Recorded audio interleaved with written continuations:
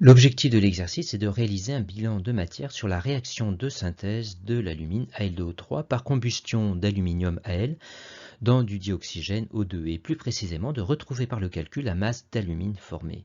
Et pour cela, on s'aide d'un tableau d'avancement qui va nous permettre de répondre aux deux premières questions. La première ligne est celle de l'état initial, avec N1 la quantité de matière initiale d'aluminium et N2 celle de dioxygène.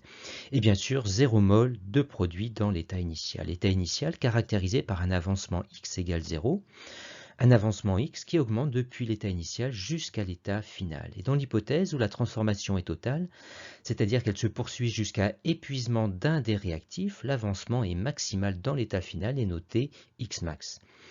Il se forme alors dans l'état final 2x max mol d'alumine, 2 étant le nombre stoichiométrique de l'alumine.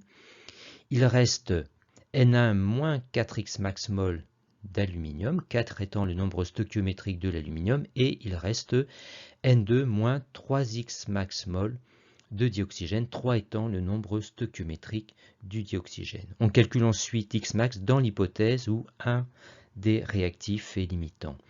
Mais pour cela, il nous faut calculer auparavant les quantités de matière N1 et N2 des deux réactifs connaissant leur masse respective. Pour cela, on utilise la formule N égale M sur grand M.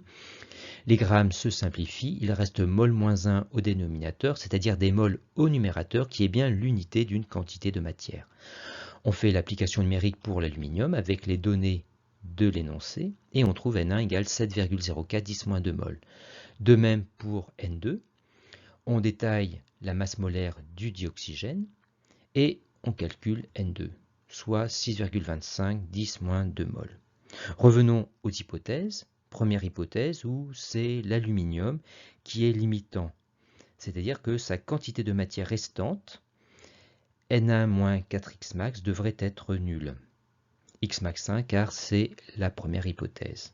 On isole d'abord 4x max 1, puis x max 1 en divisant de chaque côté par 4, soit x max 1 égale N1 sur 4, et on remplace N1 par la valeur calculée précédemment, soit une valeur x max dans la première hypothèse qui est de 1,76 10-2 mol.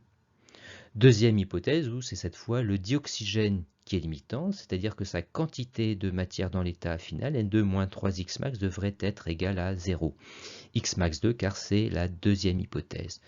De même que précédemment, on isole 3x max et x max en divisant de chaque côté par 3, soit x max 2 égale N2 sur 3. Et on remplace N2 par la valeur calculée précédemment, soit une valeur de x max dans cette deuxième hypothèse de 2,08 10-2 mol.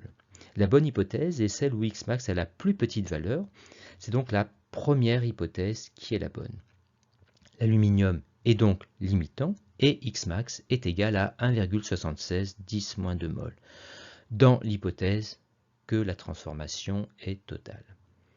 La quantité de matière d'alumine formée dans l'état final est lue dans le tableau d'avancement, soit 2Xmax. On remplace par la valeur de Xmax calculée juste avant, et on trouve une quantité de matière d'alumine formée de 3,52 10-2 mol. On en déduit la masse d'alumine formée en multipliant par la masse molaire d'alumine.